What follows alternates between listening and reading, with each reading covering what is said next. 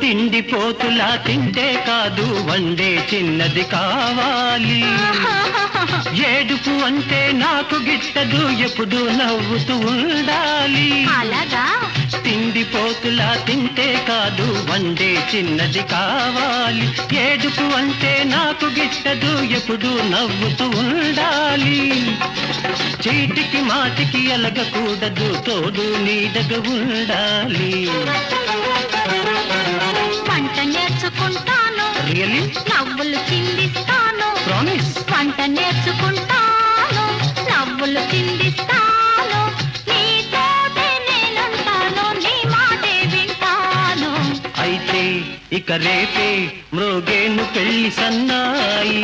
ఎల్లుండే నీ చేతుల్లో ఉంటుంది పాపాయి. హాయి హాయి హాయి జో